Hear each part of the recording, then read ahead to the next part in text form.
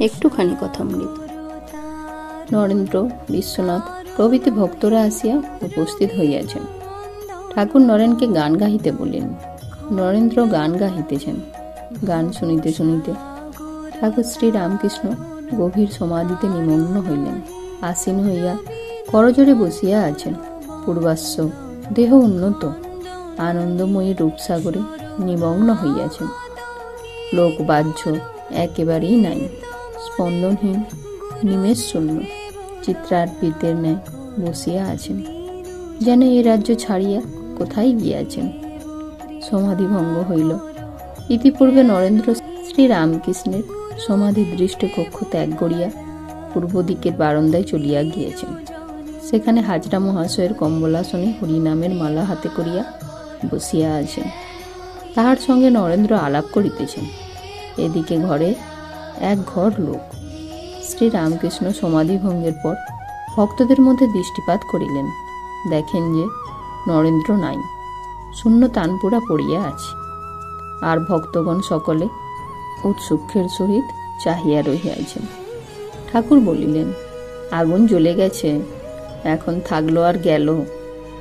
চিদানন্দ আরোপ করো, তোমাদেরও আনন্দ হবে। চিদানন্দ আছেই, কেবল আবরণ ও বিক্ষেপ। বিষয়াসক্তি যত কমবে, ঈশ্বরের প্রতি মতি তত বাড়বে। কাপ্তেন বলিলেন, কলিকাতার বাড়ির দিকে যত আসবে, কাশি থেকে তত তোফাত হবে। কাশির দিকে যত যাবে, বাড়ি থেকে তত তোফাত হবে।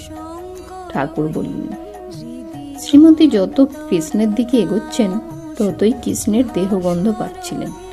ঈশ্বরের নিকট যতই যাওয়া যায়, ততই তাতে ভাবভক্তি হয়। সাগরের নিকট নদী যতই যায়, ততই জোয়ার ভাটা দেখা যায়।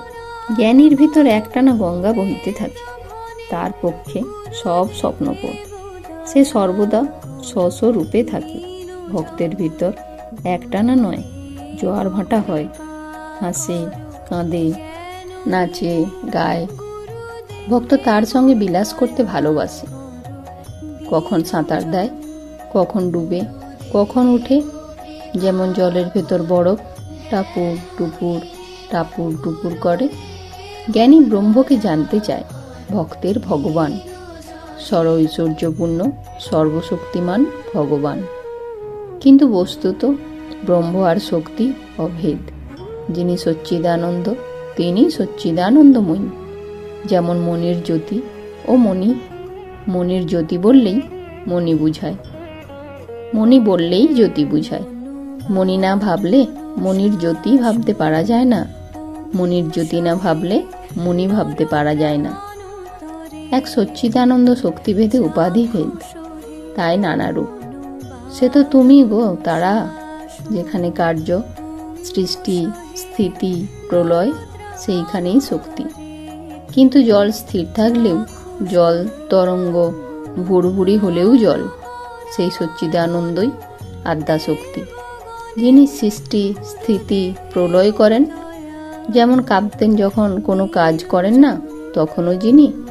আর কাপ্তেন পূজা করছেন, তখনও তিনি। আর কাপ্তেন লাট সাহেবের কাছে যাচ্ছেন, তখনও তিনি। কেবল উপাধি বিশেষ। যিনি ঈশ্বর, তিনি এই জীবজগৎ হয়েছেন। এই বলিয়া ঠাকুর ঘর হইতে হঠাৎ বাইরে উত্তর পূর্ব বারান্দার দিকে চলিয়া গেলেন। কাপ্তেন ও অন্যান্য ভক্তরা ঘরেই বসিয়া তাহার প্রত্যাগমন প্রতীক্ষা করিতেছেন। মাস্টার তাহার সঙ্গে ওই বারান্দায় আসিলেন।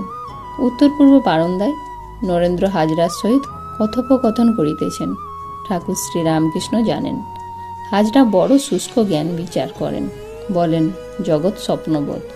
পূজা, নৈবেদ্য এসব মনের ভুল। কেবল স্বস্বরূপকে চিন্তা করাই উদ্দেশ্য। আর আমি সেই।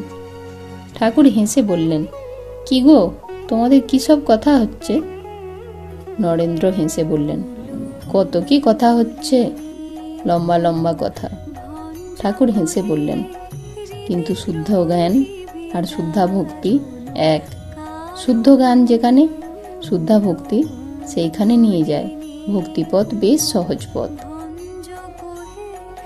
জয়তু শ্রী রামকৃষ্ণ।